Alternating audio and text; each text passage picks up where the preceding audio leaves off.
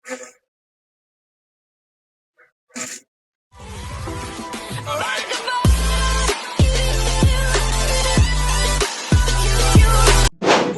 up guys, so welcome back lagi di my YouTube channel. Okay, apa-apa Hekmo. So guys, hari ni macam biasa kita nak buat challenge tahan ketawa, iaitu Easy Funny Fail. Nice. Alright, tahan ketawa menggunakan biasa mulut. Apabila saya suka, saya akan kalah.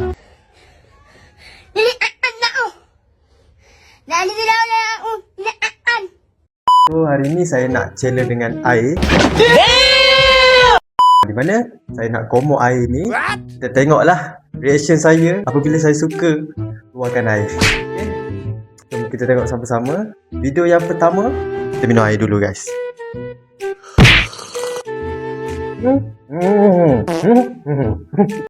Huh? Stop it. Get some help.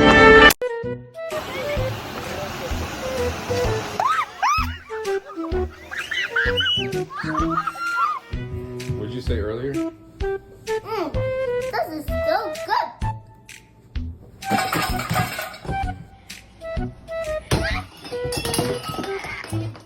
That should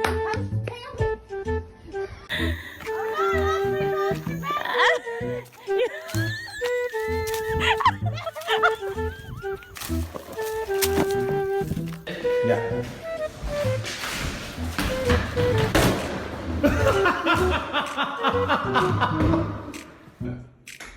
Sure. Just be quiet. Don't forget.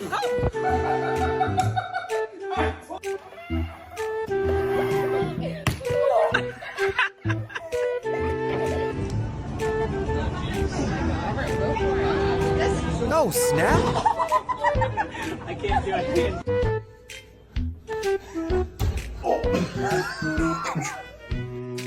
So macam yang korang tahu, hampir tersembuh tapi betul-betul tak tersembuh lagi. Aduh, aku tak boleh lah dia angkat. So kita try lagi.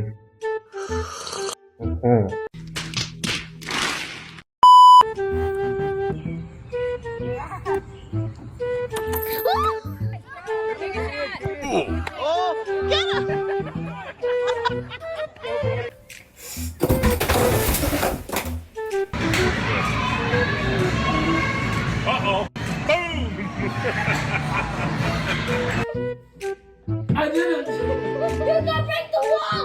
Oh no! You can break the wall! Bruh. Oh my god. How'd you even manage that? We got 8 minutes till midnight. Look at Mariah with that leg. Ah, she dropped it.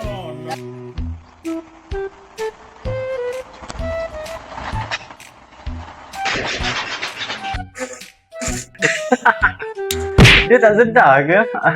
Gate tu tak tinggi betul-betul lah. Aduh.